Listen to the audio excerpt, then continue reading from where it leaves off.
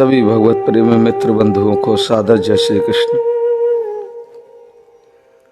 जिस मृत्यु को हम नहीं चाहते वो हमारे बिना बुलाए हमारे करीब नित्य निरंतर आ रही है।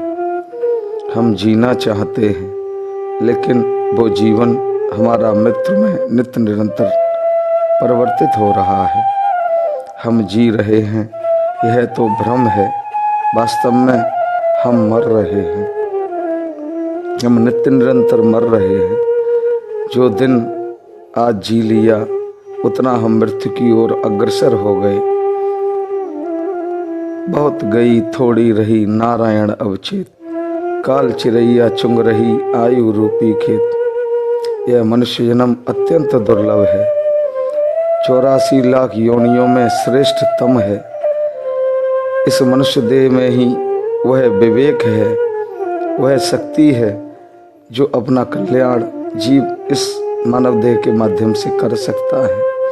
लेकिन हम अपने वास्तविक लक्ष्य को भूलकर इस संसार के आकर्षण में बहकर इसके भोग और संग्रह में लगकर अपने आयु को व्यर्थ ही बिता रहे हैं। अपने वास्तविक लक्ष्य को भूलकर हम दिग्भ्रमित हो रहे हैं।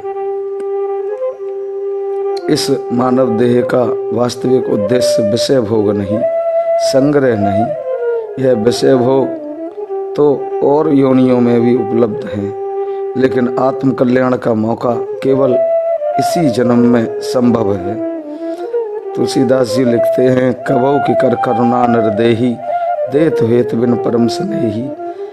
जब वे करुणा सागर प्रभु देखते हैं कि ये जीव कई योनियों में बहुत ही दुख इसने देखे हैं, कभी किसी जीव के द्वारा यह मारा गया, किसी के द्वारा काटा गया, अनंत योनियों में कौन सा ऐसा दुख है जो इसको नहीं मिला। तब कृपा करके स्नेहवश इसको मनुष्य देह देते हैं ताकि यह इस मानव देह के माध्यम से भगवान की प्राप्ति कर ले। इस मानव देह का वास्तविक उद्देश्य भगवत प्राप्ति है। यह भगवत प्राप्ति का खुला दरवाजा है। बड़े भाग्य मानुष तन पावा, सुर दुर्लभ सदग्रंथ गावा। साधन धाम मोक्ष कर द्वारा, पाए न जई परलोक संभाला। इस मनुष्य देह में हमें वास्तविक उद्देश्य को ध्यान रख के ही जीवन जीना चाहिए। समय जा रहा है।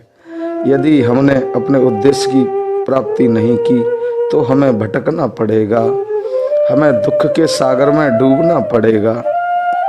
बहुत से ऐसे लोग हुए जिन्होंने अपने मनुष्य जीवन को सफल किया। तुलसीदास, कबीरदास, मीराबाई, आज भी ऐसे कई महापुरुष हैं जो अपने जीवन में परम शांति का अनुभव करते हैं, परमानंद का अनुभव करते हैं, जिन्होंने भगवान के मार्ग पर सफलतापूर्वक कदम बढ़ाया है, जो भगवान के अत्यंत प्रेमी हैं। इसलिए हमें समय रहते अपने स्वभाव, संस्कार और चिंतन को ऐसा बना लेना चाहिए ताकि मृत्यु के बाद हमारी अधोगति न हो।